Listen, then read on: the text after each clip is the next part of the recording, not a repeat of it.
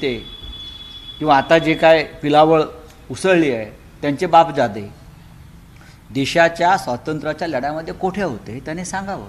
पण छत्रपती शिवाजीराव महाराजांशी जी चुकीची आहे. छत्रपती शिवाजी महाराजांबरोबर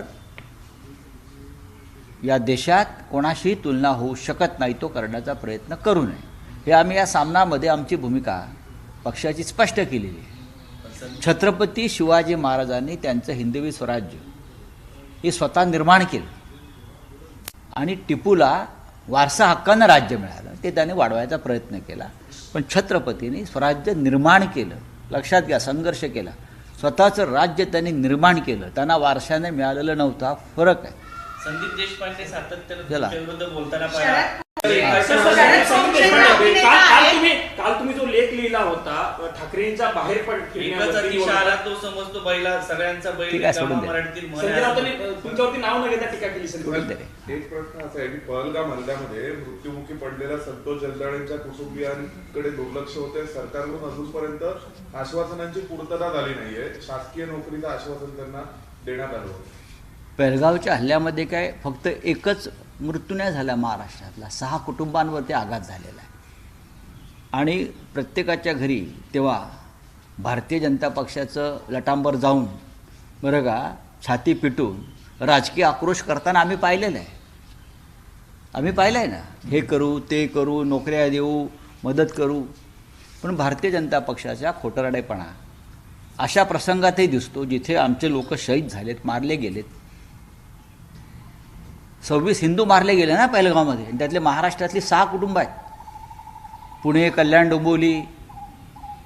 जेव्हा राजकीय आक्रोश हे करत होते, राजकीय आक्रोश म्हणतो मी, पॉलिटिकल आउटकम, महाराष्ट्र सरकारला निर्देश द्यावेत अशा पद्धतीची विनंती केली. नाही, अमित शहाने कशाला निर्देश द्यायला पाहिजे? जे आता टिपू सुलतानच्या संदर्भात छाती पिटतायत हिंदुत्व हिंदुत्व म्हणून, त्यांना एक कळत नाही का की हा विषय महाराष्ट्र राज्याच्या अखत्यारीतला सुद्धा आहे ना. या सगळ्या कुटुंबातून जे लोक मारले गेलेले आहेत, त्यांनी आपला माणूस गमावलेला आहे. त्यांच्यासाठी जर सरकार काही करू शकत नसेल तर कसले हिंदुत्व आणि कसला राष्ट्रवाद? हिंदू प्लंबर आणि वायरमॅनलाच घरी बोलवा, अभिनेता शरद पोंक्षे सांगतात. उर्मट असला तरी चालेल. गणेश नाईक बोरसे शिंदे यांच्यामधला वाद आता पोटीला पोहोचलाय आणि श्रीकांत शिंदे म्हणतायत की त्यांना म्हणा की माझ्या विरुद्ध निवडणुकीला लोकसभेला उभे राहा. माझा गणेश नाईक यांना एक प्रेमाचा सल्ला आहे. भारतीय जनता पक्षात राहून तुम्हाला या प्रवृत्तीशी लढता येणार नाही, कारण या प्रवृत्तीला छुपा पाठिंबा शेवटी फडणवीस आणि अमित शहाचा आहे. भारतीय जनता पक्षाबरोबर राहून तुमची ही लढाई ही टोकाला जाणार नाही. त्याच्यामुळे गणेश नाईक यांनी पुन्हा स्वगृही यावं, शिवसेनेत यावं आणि या लढाईचे रणशिंग फुंकावं.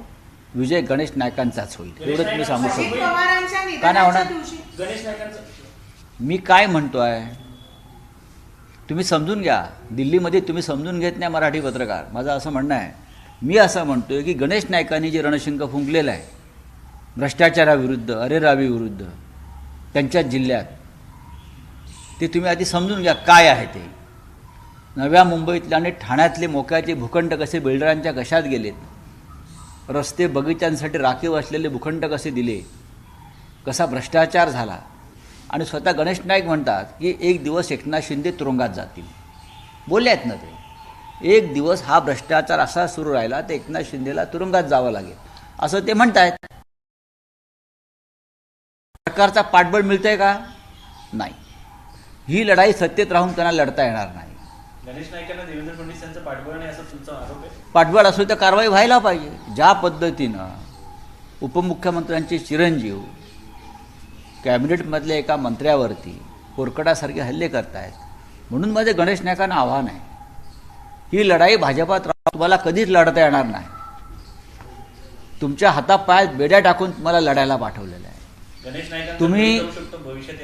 तुम्ही स्वगृही आलं पाहिजे, तुम्ही मूळ प्रवाहात आलं पाहिजे शिवसेनेच्या, आणि तिथून ही लढाई सुरू केली पाहिजे.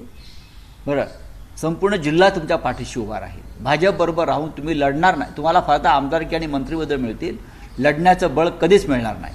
चला, धन्यवाद. अजित पवारांच्या 28 जानेवारीला सरकारच्या